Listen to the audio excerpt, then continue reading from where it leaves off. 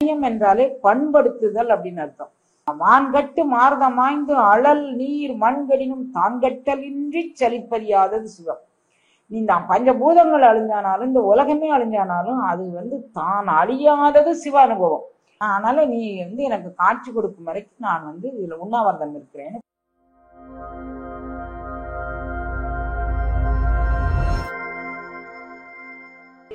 அப்பா நான் வேண்டுதல்கள் கேட்டு அருள் புரிதல் வேண்டும். அறிவுறுக்கலாம் நான் அன்பு செயல் வேண்டும். எப்பாரும் எப்பதமும் எங்கனும் நான் சென்றேன் நீங்கள் அருட்புகளை ஏம்பிடல் வேண்டும். செப்பாத மேல்நிலை சுத்த சுவமார்க்க சங்கம் திகழ்ந்தோங்க அருட்சோதி செலுத்திடல் வேண்டும். தப்பேது நான் செய்யணும் நீ பொறுத்தல் வேண்டும். தலைவர் நினை பிரியாத நிலைமையும் வேண்டுவனே. புண்படா உடம்பும் முறைபடா மனமும் பொய்படா ஒழுக்கமும் பொருந்தேன். கண்படாது இரவும் பகலும் நினையே கருத்தில் தேத்துதற்கு செய்தேன். உண்பனேன் எனினும் உடுப்பனேன் எனினும் உலகரை நம்பிலேன். எனது நண்பனே நலம் சார் பண்பனே நினையே நம்பினேன் கைவிடையில் நினையே. திருச்சிற்றம்பலம். எல்லாம் அல்ல சிவபரம்பொருளின் திருவருட்கருணையினால் இன்று ஆடி அமாவாசையை முன்னிட்டு ஒரு சிறப்பு பதிவு ஒன்று பதியலாம் அப்படின்னு இறைவனுடைய திருவுள்ள சம்மதமாக இருக்க வேண்டும் நான் நினைக்கிறேன். ஆடி அமாவாசை அநேக சிறப்புகளை கொண்டது. அதாவது ஒவ்வொரு மாதமும் அமாவாசைங்கிறது சூரியனும் சந்திரனும் இணைந்து ஒரு ராசி கட்டத்தில் அமையும் நாள். அது ஜோதிட ரீதிப்படி அது அமாவாசை அப்படின்னு சொல்றாங்க. வானியல் சாஸ்திரப்படியும் அது அவ்வாறே சூரியனும் சந்திரனும் ஒரே இடத்துல இணையக்கூடியதுக்கு பேரு அமாவாசை அப்படின்னு சொல்றாங்க. அமாவாசை மாதம் வருது. அப்புறம் ஆடி அமாவாசைன்னு தனிச்சிறப்பு என்ன? மாதம் வரக்கூடிய அமாவாசை அது சூரியன் சந்திரன் இணைந்திருக்கிறாங்களா அல்லது பூமியை சுற்றி வரும்போது சூரியன் சந்திரன் அப்படி ஒரே கட்டத்துக்குள்ள வராங்களா? அதெல்லாம் வானியல் ஆராய்ச்சி ஜோதிட ஆராய்ச்சி இதையும் தாண்டி அந்த அமாவாசை நமக்கு என்ன பண்ணுது அப்படிங்கிறத சிந்திக்கிறதா இந்த அமாவாசையினுடைய சிறப்பு நிகழ்வு. அதாவது ஒவ்வொரு அமாவாசையும் மனோகாரகன் அப்படிங்கக்கூடிய சந்திரனும் அறிவு ஆத்மகாரகன் அப்படிங்கக்கூடிய சூரியனும் ஒருங்கிணையும் நாள் தான் ஆடி ஒருங்கிணையும் நாள் தான் அமாவாசை.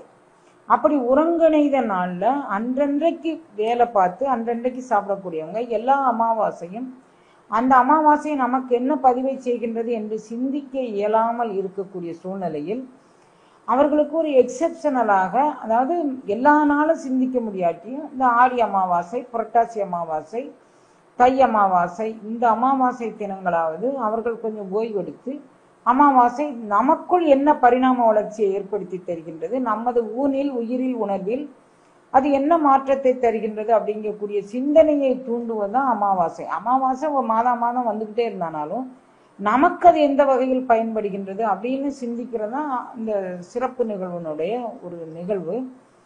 இந்த அமாவாசை அன்றைக்கு எல்லாரும் உத்திராயணம் தட்சணாயணம்னு 2 பகுதியை சொல்றாங்க. சூரியன் ஒரு திசையாக சுழண்டு கொண்டு வரும்போது அடுத்த திசைக்கு மாறக்கூடிய நேரத்துல அது ஒரு காலத்துல ஒரு பகுதிக்கு வரும்போது உத்திராயணம்னா ஒரு பகுதிக்கு வரும்போது தட்சிணாயணம்னு சொல்லப்படுகிறது. தட்சிணாயன புண்ணிய காலத்துல வரக்கூடியதான் ஆடி அமாவாசை. தட்சிணாயணம் ஆடி மாதம் அந்த சூரியன் தன்னுடைய சுற்றுப்பாதையை விட்டு சற்றே விலகி அடுத்த சுற்றுக்கு திரும்பும் போது அந்த அடுத்த பகுதிக்கு அந்த பூமியினுடைய ஒரு பகுதியிலிருந்து அது சுற்றியே அடுத்த பகுதிக்கு டேர்ன் ஆகக்கூடியது தட்சிணாயனம். இந்த ஆடி அமாவாசை அன்று ஆடி மாதத்தன்று அது திரும்புகின்றது. அதுல நீங்க உழைத்து கலைத்த மக்கள் இந்த நுட்பங்களை நம்ம எல்லா கோள்களும் நம்மளுடைய உடம்புக்குள்ளதான் இருக்கு, இறைவனும் நம்ம உடம்புக்குள்ளதான் இருக்கான், சூரிய சந்திரர்கள் நம்ம உடம்புக்குள்ளதான் இருக்கான், ஆதித்தன் இயக்கம் நம்ம உடம்புக்குள்ளதான் இருக்கு, சந்திரனுடைய கலைகள் நம்ம உடம்புக்குள்ளதான் இருக்கு. இதே திருமூலர் திருச்சிந்தனையில ஏகமா அவர் சொல்லிட்டே வந்தார். இப்போ நம்ம ஆடி அமாவாசையினுடைய சிறப்பை பற்றி சிந்திச்சோம்னா இன்னும் கொஞ்சம் நமக்கு உணர்வில் பதியக்கூடிய வகையாக இருக்கும். அப்படிங்கிறதுனால இந்த ஆடி அமாவாசையை பற்றி சிந்திக்கிறோம். அறிவுபூர்வமாகவும் உணர்வு பூர்வமாகவும் உணரக்கூடியது இறையாற்றல் அப்படிங்கிறது. அகண்ட விஸ்வமான இறையாற்றலை அப்பர் சுவாமிகள் அப்படிங்கக்கூடிய ஒரு மகான் நம்மளுடைய சைவத்திற்கு கிடைத்த மிகப்பெரிய வரப்பிரசாதம். ஒரு காலகட்டத்துல சைவம் எங்கே நலிந்து விடும், அதுக்கு நலிவுங்கிறதே கிடையாது. ஏன்னா அது ஒரு அனுபவம். சைவம்ங்கிறது ஒரு ஒரு சமயம் சார்ந்து ஒரு உருவக்கடவுள் சார்ந்தது அல்ல. சைவம் என்பது நாம் நம்முள் கண்டுகொள்ளக்கூடிய ஒரு அனுபவம். அந்த அனுபவத்தை பற்றி யாரும் மறைக்கவோ மறுக்கவோ, யாரும் அதை பத்தி விமர்சனம் பண்ணவோ எதுவுமே செய்ய முடியாது. எத்தனை விமர்சனம் வந்தானாலும் ஒரு கையில கத்தியும் வாளும் வச்சுக்கிட்டு நீ மதமாற்றம் செய் அப்படின்னு சொன்னாலும் அதை மாற்ற முடியாத ஒரு பகுதி அது.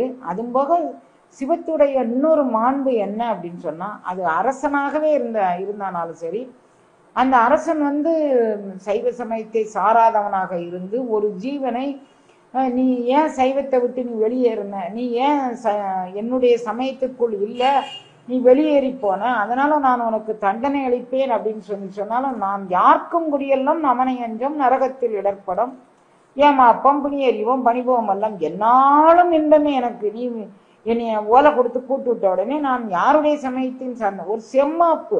நான் இந்த அருள் அனுபவத்தை பெற்றுள்ளேன். இந்த அருள் அனுபவம் பெற்ற யாரையும் உடலை வேணா நீ என்ன வேணா பண்ணிக்க, இந்த உயிர் உணர்வில் நீ அளித்த அந்த அருள் அனுபவம், அந்த அருள் அனுபவத்தோடு நான் ஒன்றி இருந்த நிலை, இவைகள்லாம் எனக்கு எந்தெந்த வகையில் எனக்கு சிறப்பை தந்ததுங்கிறத நான் உணர்ந்திருக்கிறேன். அது ஒரு அரசன் கூப்பிட்டு என்னை நீ வாடா நான் உனக்கு தண்டனை கொடுக்க போறேன்னு சொல்லி கூப்பிட்டா, இவன் அரசன், நான் இவனுடைய குடிபடையா? இல்லை. அகண்ட விஸ்வமான 224 புவனங்களையும் கடந்து அண்டம் கடந்த சுவடு அவன். அதனால அண்டம் கடந்த அந்த சுவடை நான் எனக்குள் உள்வாங்கி கொண்டிருக்கின்றேன். அவனால எனக்கு எந்த தீங்கும் இழைக்க முடியாதுங்கக்கூடிய ஒரு செம்மாப்பை தருகின்றது இது. நான் யாருக்கும் குடியெல்லாம் அப்படிங்கக்கூடிய ஒரு செம்மாப்பு ஒரு துறவிக்கு தான் வர முடியும், வேற யாருக்கும் வர முடியாது. துறவுங்கிறது அவரே துறவை பற்றி விளக்கி சொல்லும் போது சொல்றாரு, என் இறைவனை எல்லாமாகவும் பாவிக்கிறாரு. அப்பன் நீ, அம்மை நீ, ஐயனும் நீ, அன்புடைய மாமனும் மாமியும் நீ, ஒப்புடைய மாதரும் ஒன்பொருளும் நீ, துய்ப்பனவும் மெய்ப்பனவும் தோற்றுவாய் நீ, எல்லாம் நீதான். ஆனா எனக்கு துறவு இருக்கு பாரு, நான் புறத்தோற்றத்தில் ஒரு தண்டம், ஒரு கமண்டலம், ஒரு கசாயம், ஒரு முக்காடு என்னென்னமோ போட்டுக்கிட்டு வேஷம் போட்டுக்கிட்டு ஆடுறாங்க. ஆனா துறவுக்கு இலக்கணம் வகுத்த ஒரு பெரிய உணர்வு பூர்வமான இலக்கணம் வகுத்த மேதை அப்பர் சுவாமிகள் அவர் சொல்றாரு, நீ துறக்க முடியாதுடா கண்ணா, துறவு நீ எப்படி பெறணும், இறைவனை துணையாக கொண்டு நீ அவனை சரணாகதி பண்ணி பெற வேண்டியது துறவு அப்படின்னு சொல்றாரு. துணையா இருந்து என் நெஞ்சம் துறப்பிப்பாய் நீ. புறத்துறவு துறவல்ல. நான் கசாயம் கட்டினதுனால நான் துறவி இல்லை, நான் முக்காடு போட்டுக்கிட்டதுனால நான் துறவி இல்லை, நான் அக்கமணி மாலை போட்டுக்கிட்டதுனால நான் துறவி இல்லை, தண்டம் வச்சுக்கிட்டதுனால நான் துறவி இல்லை, கமண்டல் வச்சுக்கிட்டதுனால நான் துறவி இல்லை. நான் துறவி என்பது எப்போது எனக்கு வரும், துணையா இருந்து என் நெஞ்சம் துறப்பிப்பாய் நீ, என்னுடைய நெஞ்சத்துக்குள்ள நீ அந்த துறவை கொண்டு வந்து தரணும், அதுதான் துறவு அப்படிங்கிறார். அந்த துறவை எனக்குள் கொண்டு வந்து அந்த அருள் அனுபவத்தை எனக்குள் தந்த ஒரு மிக பெருங்கருணையை, அந்த கருணைக்கு இந்த ஆடி அமாவாசை என்ன செய்தது, நமக்கு ஆடி அமாவாசை என்ன செய்ததுன்னா, நம்ம எல்லாரும் வழக்கமா எதை சாப்பாட்டுக்கு இருக்கோ இல்லையோ, இப்ப அப்படி மாதிரி எல்லாம் யாருக்கும் எந்த சூழ்நிலையும் இல்லை. சாப்பாட்டுக்கு இருக்கு இல்லைங்கிறது இல்லை. இப்ப பொருளாதாரம் ஓரளவுக்கு மேம்பட்டு தான் இருக்கு. நாங்கெல்லாம் சின்ன வயசுல இருந்த வறுமை கோட்டுக்கு கீழ் இருந்த அன்பர்கள் எல்லாம் இப்ப பார்க்க முடியாது. இப்ப எல்லாருக்கும் எல்லா வசதிகளும் இருக்கு. அப்போ சாப்பாடு இருக்கிறவங்களோ இல்லாதவங்களோ அந்த காலமா இருந்து வந்திருக்கிறாங்க. அவங்களுக்கும் கூட இந்த ஆடி அமாவாசை என்று தன்னுடைய முன்னோரை தென்புலத்தார் தெய்வம் விருந்து ஒக்கல், அந்த தென்புலத்தாருங்க கூடியவர்களை நினைவுபடுத்தக்கூடிய ஒரு நாளாக இந்த நாள் அவர்களுக்கெல்லாம் அமைஞ்சது. இறை உணர்வு பெறக்கூடியவர்களுக்கு இந்த ஆடி அமாவாசை என்னவாக அமையும்? தட்சிணாயன புண்ணிய காலத்துக்குள்ள இது நுழையும் போது அந்த நுழைவு பாதையவே புனிதப்படுத்துறாரு. நம் சமயம் நம்மளை சமயம் என்றாலே பண்படுத்துதல் அப்படின்னு அர்த்தம். யார் வேணா எவ்வளவு இழிவா பேசினாலும் எவ்வளவு தரந்தாழ்த்தி பேசினாலும் நம் சமயத்தில் நம்ம எல்லாரையும் பண்படுத்தி நீ அவ்வளவு இறங்க வேண்டாம். இந்த உயிரோட இயல்பு அவ்வளவுதான். வான்கட்டு மார்தமாய்ந்து அழல் நீர் மண்கடினும் தான்கட்டலின்றி சலிப்பறியாதது சிவம். இந்த பஞ்சபூதங்கள் அழிஞ்சானாலும் இந்த உலகமே அழிஞ்சானாலும் அது தான் அழியாதது சிவ அனுபவம். அந்த சிவ அனுபவத்தை வாங்கிய ஒரு ஜீவன் உயிரோடு இருக்க வரைக்கும் இந்த சிவத்தை யாரும் அழிக்க முடியும். அந்த சிவ அனுபவம் என்பது நம்மளுடைய உடலில் புகுந்து நம்மளது உயிரில் புணர்ந்து நம்மளோடு நம்மளாக அருளில் நிலைக்கக்கூடியது இந்த சிவானுபவம். இந்த சிவானுபவத்தை பெற்ற ஜீவன் ஒரு ஜீவன் இருக்க வரைக்கும் நம்மளை எதுவும் செய்ய முடியாது. இது அது மட்டுமில்லை, ஏதாவது ஒரு ஜீவன் அப்படி இந்த சிவானுபவத்தை பெற்று வாழ்ந்தால், அப்படி வாழ்ந்த ஜீவர்கள் பரிணாம வளர்ச்சி அடையும் போது தனக்கு பின்னால வாரிசுகளை உற்பத்தி பண்ணிக்கிட்டே வராங்க. இதோடு நமக்கு முடிஞ்சு போறது இல்லை இந்த அனுபவம். ஊருக்கு 4 சிவத்தொண்டர்கள், ஊருக்கு 4 சிவ அனுபவத்தை பெற்ற அருளாளர்கள். அவங்களுடைய ஜீவன் இது செத்து போகக்கூடியதில்லை. அதனால மணிவாசகர் சொல்றார் பாருங்க, செத்து போய் நரகுடை வீழாமல் காக்க வல்லது இந்த சிவம். அப்படி ஒரு சிவானுபவத்தை பெற்ற அருளாளர்கள் ஊருக்கு 4 பேரை காலமாக அது உற்பத்தி பண்ணிக்கிட்டே வருது நம்ம சமயம். இன்னும் இவங்களோடு போனாங்க, இதுக்கு பிறகு அருளாளர்கள் வரல, இவங்களோடு போனாங்க, இவங்களுக்கு பிறகு அருளாளர் சமய குறவர்கள், சந்தான குறவர்கள், அவர்கள் வழியாக வந்த குறவர்கள். சந்தான குறவர்கள்னாலே சமய குறவர்களுடைய பிள்ளைகள். சந்தானம்னா வாரிசு அப்படின்னு அர்த்தம். சமயத்தை யார் பண்படுத்தினாரோ, அப்ப முதல்ல 2ஆம் நூற்றாண்டுன்னு எடுத்துக்கிட்டீங்கன்னா சொன்னா மணிவாசக பெருந்தகை, 5ஆம் நூற்றாண்டுன்னு எடுத்துக்கிட்டீங்கன்னா காரைக்கால் அம்மையார், திருமூலர் காலம் கடந்தவர்னாலும் காலத்துக்கு உட்பட்டு பேசக்கூடியவர்கள் 5ஆம் நூற்றாண்டு இருக்கலாம் அப்படின்னு ஒரு நிர்ணயம் சொல்றாங்க. அப்ப மணிவாசகருக்கு காரைக்கால் அம்மையார், அப்புறம் திருமூல தேவநாயனார், அதுக்கப்புறம் அப்பர் சுவாமிகள், திருஞான சம்பந்தர் சுவாமிகள், அதுக்கப்புறம் சுந்தரமூர்த்தி சுவாமிகள், அதுக்கப்புறம் சேக்கிழார், அதுக்கப்புறம் அவருடைய வழித்தோன்றலாக வரக்கூடிய அநேக அடியவர்கள், பட்டினத்தார், தாய்மான சுவாமிகள், வள்ளல் பெருமானார், இவர்களுக்கு இடையில் தோன்றிய அருளாளர்கள் எண்ணிறந்தவர்கள். அவர்களை ஒரு கட்டுக்குள்ள கொண்டுட்டு அங்கெங்கே அடைக்க முடியாது. அங்கெங்கே யோகிகள், அங்கெங்கே ஞானிகள், அங்கெங்கே சித்தர்கள் அவர்கள் தோன்றி அவர்கள் சுவாசிச்ச காற்ற, அவர்கள் வெளிவிட்ட காற்ற நாம் வெளிவிட்டோம். அப்படி நாம் சுவாசிச்சோம்னாலே நமக்கு ஒரு உயிரி. அதனால யாரும் நம்மளை இறக்கிடுவாங்கன்னா, யாரும் நம்மளை பழிச்சிருவாங்கன்னா, யாரும் நம்ம சமயத்தை அழிச்சிருவாங்கன்னா கிடையாது.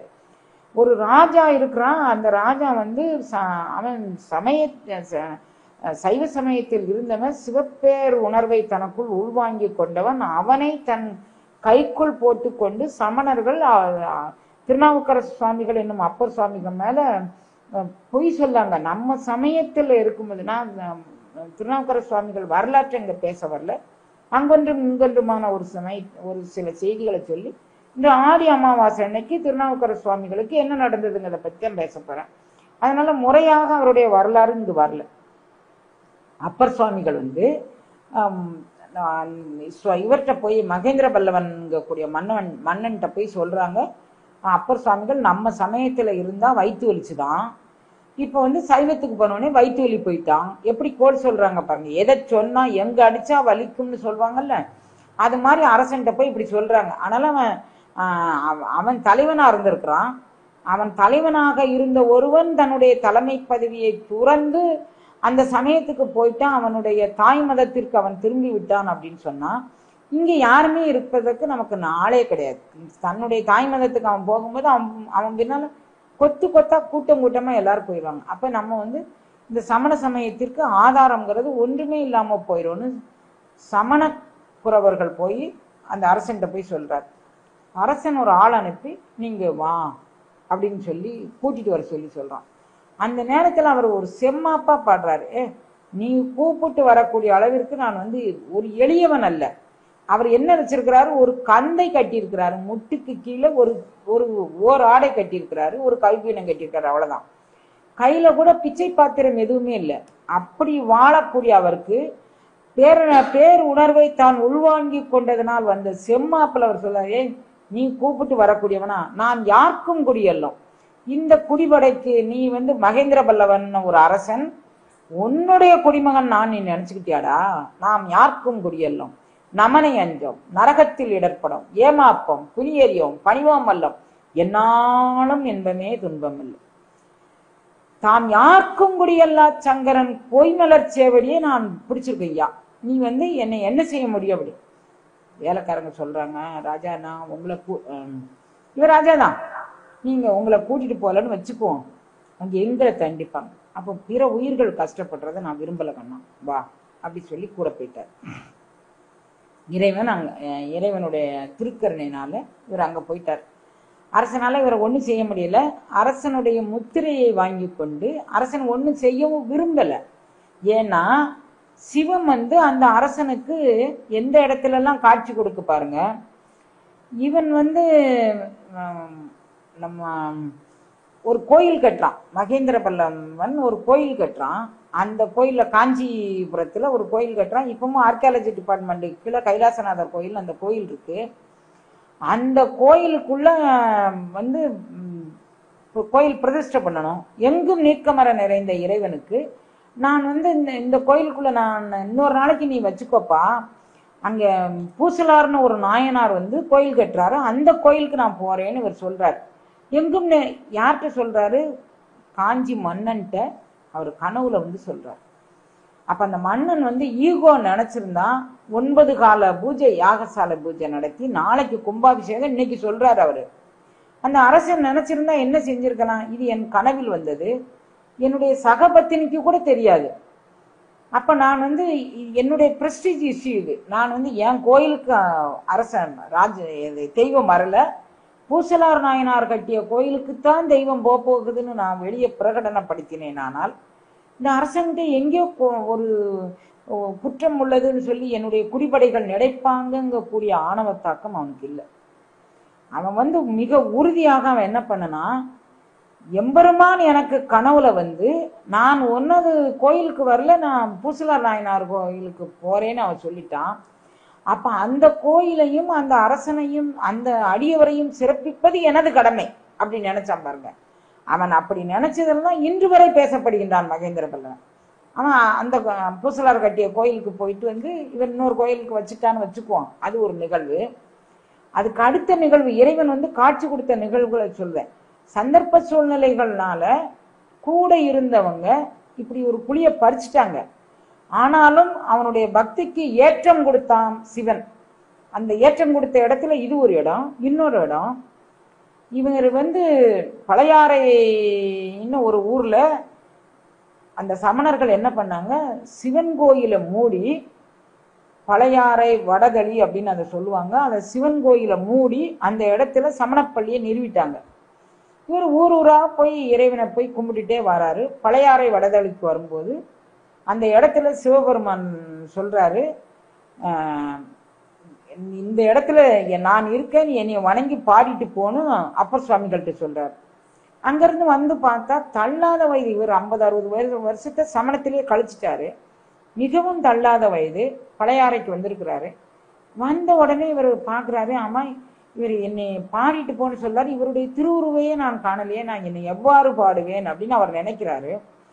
அப்படி நினைச்ச உடனே நான் உன்னை எவ்வாறுப்பா பாடுவேன்னு நினைச்ச உடனே சிவம் என்ன செய்து இவனுடைய மாண்பையும் எடுத்து சொல்லணும். மகேந்திர பல்லவனை எல்லாரும் அண்டர் எஸ்டிமேட் பண்ணிட்டாங்க. ஏன்னா இவன் சமணத்திற்கு மாறி அப்பர் சுவாமிகளுக்கு 4 பெரிய பனிஷ்மெண்ட் கொடுக்குறாங்க. அந்த 4 பனிஷ்மெண்ட்டுமே சாதாரணமானது அல்ல. இவருக்கு வந்து ஏற்கனவே சிவமே ஒரு பனிஷ்மெண்ட் கொடுத்துருச்சு, கொடிய வயிற்று வலியை கொடுத்து தடுத்தாட்கொள்ளுது. சூளை கொடுத்து ஆட்கொண்டான்னு சொல்லுவாங்க, அது கொடுத்து அது ஆட்கொள்ளுது. அதுல இவர் படாத பாடு பட்டுக்கிட்டு பட்டாரு. அதுக்கு பிறகு அந்த சமணர்கள் ஒரு 4 பனிஷ்மெண்ட் கொடுக்குறாங்க. ஒரு இடத்துல வந்து கடல்ல கட்டி கல்ல கட்டி கடல்ல போட்டாங்க, அது ஒரு பனிஷ்மெண்டா கொடுத்துட்டாங்க. ஒரு இடத்துல யானையை விட்டு எடற விட்டாங்க, அது ஒரு பனிஷ்மெண்டா கொடுத்துட்டாங்க. ஒரு இடத்துல பால் சோறுல விஷம் கலந்து அவருக்கு கொடுக்குறாங்க. இது சாதாரணமான பனிஷ்மெண்ட் இல்லை. எல்லாத்தையும் அவர் வாங்கிக்கிட்டு அதையும் ஜெயிச்சு இவர் மேல வந்தார். அது ஒவ்வொன்றுக்கும் அந்த பதிகங்களை இன்றளவுக்கும் பாடினா கூட நம்மளுடைய அகப்பகை புறப்பகை அனைத்து பகைகளும் நீங்கி நாம் சுகமாக வாழலாம் அப்படிங்கிறதுக்கு அவருடைய வரலாறு, அந்த அவர் பாடிய பாடல்கள் சான்றாக உள்ளது. இவர் வந்து சுண்ணாம்பு காலவாசல்ல போட்டு நீத்தினாங்க. 4 நிகழ்வு. 1 சுண்ணாம்பு காலவாசல்ல போட்டு நிகழ்த்தினது, பால் சோறுல விஷம் கொடுத்தது, யானையை விட்டு எடற விட்டது, கல்லை கட்டி கடல்ல கூட்டினது. 4 நிகழ்வுகள் சமணர்களால் இவருக்கு கொடுக்கப்பட்டது. இறைவன் வந்து இல்லைப்பா, நீங்க வந்து சமணர்கள் அரசனை பயன்படுத்தி இந்த காரியத்தை செய்தாங்க, அரசனுக்கு இதுக்கு சம்பந்தம் இல்லை, அதனால நான் அரசன் கனவுல போய் செய்றேன்னு பூசலார் நாயனாருக்கு கோயில் கட்டுறதுக்கு ஒரு முறை அவர் கனவுல வந்து சொல்லிட்டாரு. இன்னொரு முறை அந்த பழையாறையில போய் இறைவன் வந்து இவர் என்ன பண்ணிட்டாரு, நான் சாகும் வரை உண்ணாவிரதம் இருக்கேன், உன்னை பாட சொல்ல, உன்னுடைய திருக்கோயில் அழகென்ன, அதனை சுற்றுப்புறகாரத்தினுடைய அழகென்ன, நீ இருக்கிற வண்ணம் என்ன, வடிவென்ன, கோலம் என்ன, எது எனக்கு தெரியாம நான் எப்படி பாடுவேன், நான் அதனால நீ எனக்கு காட்சி கொடுக்கும் வரைக்கும் நான் இதுல உண்ணாவிரதம் இருக்கிறேன்னு பழையாறையில இவர் உண்ணாவிரதம் இருக்கிறார். ராஜாவிட்ட போய் அப்பர் அங்க உண்ணாவிரதம் இருக்கார்ப்பா, உண்ணாவிரதம்ங்கிறது எப்ப காலத்துல எவ்வளவு சாத்வீகமான முறையில நடந்தது பாருங்க. அரசன் அப்பர் சுவாமிகளை தேடி பழையாறை வடைதலில அந்த கோயில்ல மூடி இருக்கக்கூடிய பள்ளியை விலக்கி அப்பர் சுவாமிகளுக்கு இறைவன் அந்த திருக்கோயிலில் இருந்த வண்ணம் காட்சி கொடுக்க செய்த இடம் அது. அதுல அப்ப இவன் தகுதி இல்லாதவனா இருந்தா அப்பர் சுவாமிகள் அந்த மகேந்திர பல்லவன் கனவுல இறைவன் காட்சி கொடுத்திருக்க மாட்டான். அப்போ தகுதியான ஆன்மாதான் தவறுவது மனித இயல்பு, திருத்திக்கலாம் அப்படிங்கிறதுக்கு இறைவனை திருத்தி பணி கொண்டு இந்த பிராயச்சித்தத்தை அவனை விட்டே செய்ய வச்சுக்கிட்டார். அப்புறம் இந்த 4 நிகழ்வுகளும் இது மாதிரி இருக்கு. இதெல்லாம் இது ஒரு பெரிய அப்பர் சுவாமிகள் வரலாறுன்னு சொன்னோம்னா ஒரு 40 நாளைக்கு கூட நாம அந்த வரலாறு சொல்லலாம். அவருடைய பாடல்கள்ல இருந்து உள்பகுதியில இருந்து நம்ம எடுத்து, அதாவது யாருடைய வரலாற்று செய்தியாகவோ இல்லாமல் அகச்சான்றாக அவர் எங்கெங்க எந்தெந்த இடத்துல எதை பாடியிருக்கிறாரு, எதை செஞ்சிருக்கிறாருன்னு அகச்சான்றாகவே எடுத்து நாம இதெல்லாம் கொண்டுட்டு வரலாம்.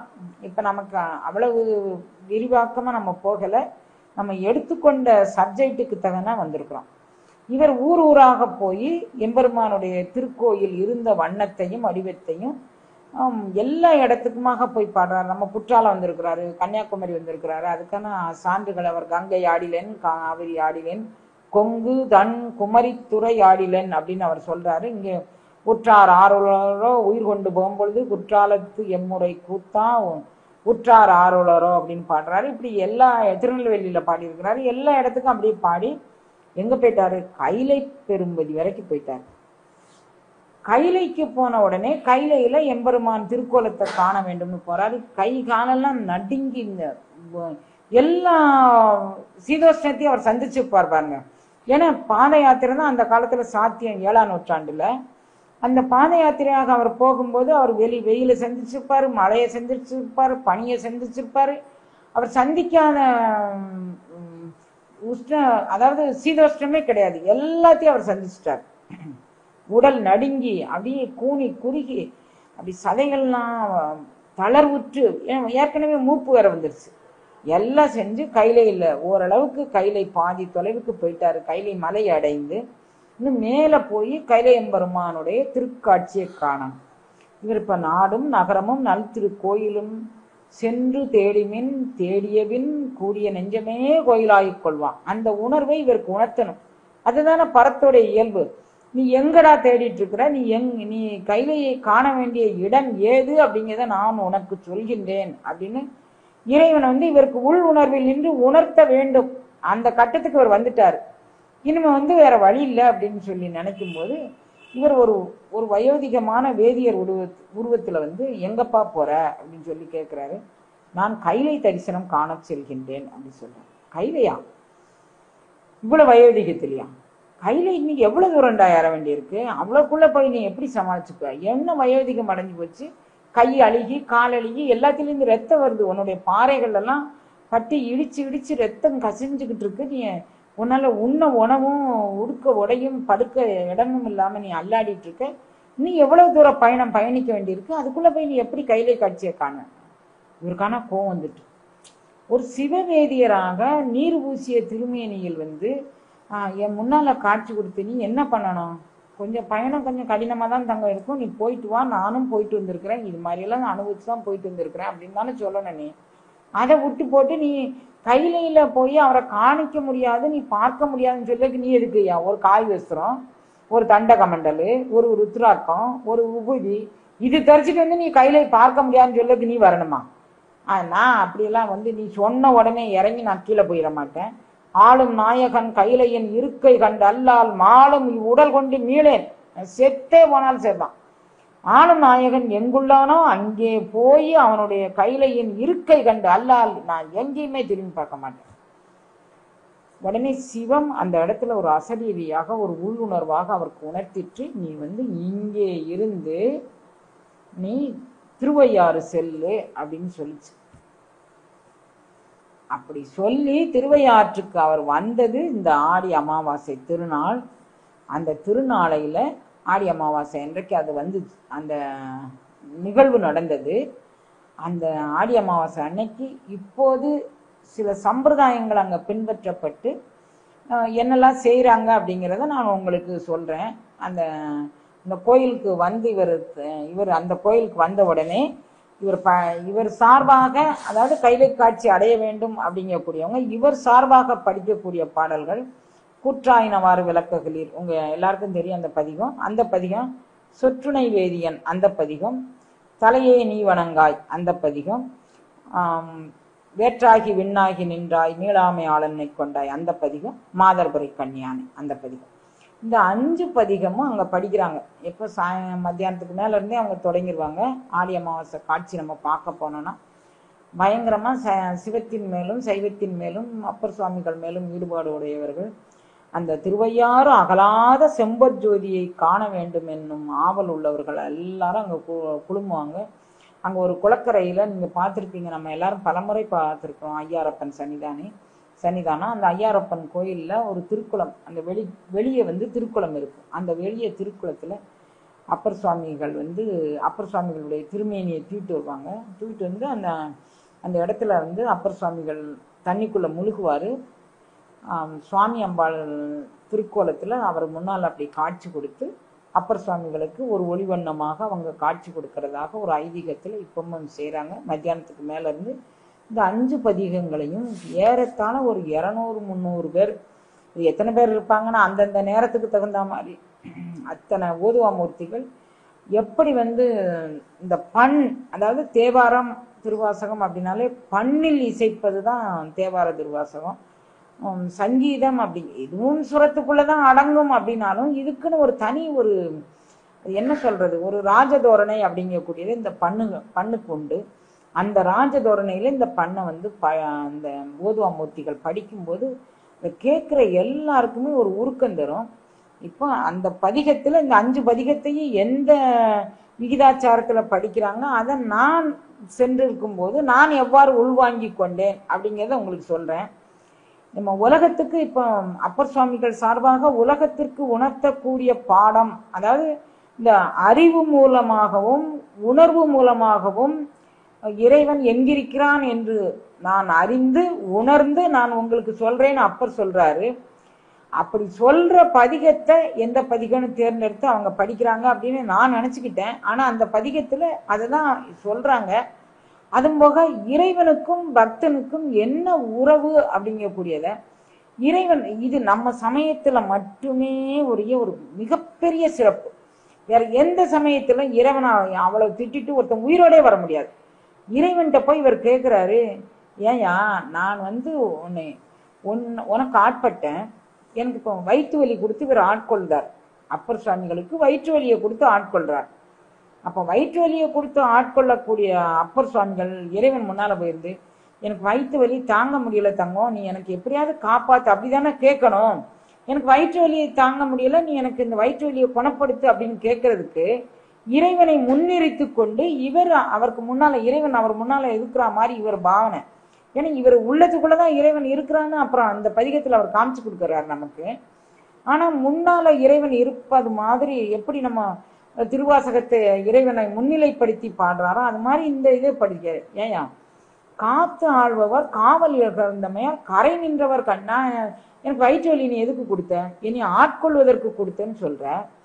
ஆட்கொள்வதற்கு கொடுத்தேன்னா எனக்கு நீ என்னுடைய உணர்வில் நின்று, என்னுடைய உயிர் உணர்வில் நின்று நான் தான்ப்பா உன்னை ஆட்கொண்டேன்னு சொல்லியிருக்கணும் தானே. அப்படி சொல்லி நீ என்னை ஆட்கொண்டேனா அதுக்கு ஒரு வயிற்று வலி தரணுமா? நீ என்ன செஞ்ச இத்தனை காலமும்?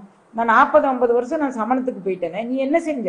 ஒன்னாலதான் நான் சமணத்துக்கு வந்தேன். எனக்கு என்ன தோணுச்சு, நான் கொல்லா நெறிய குருவூர் நெறியன பல்கால் எனக்கு பகர்ந்த மேய்ச்சி உண்மை. எனக்கு கொல்லா நெறி மேல ஒரு ஈடுபாடு இருந்துச்சு. சமணர்கள் கொல்லா நெறிய பின்பற்றினாங்க, சைவத்தை சார்ந்தவர். நான் அதுபோக நான் இப்ப நம்ம சொல்றோம், என்னுடைய அப்பாவை இழந்தேன், என்னுடைய அம்மாவை இழந்தேன், என்னுடைய சகோதரியாருக்கு பேசிய மணவாளனையும் இழந்தேன். என்னுடைய சகோதரியாரும் நெருப்பு குளிக்க போயிட்டாங்க.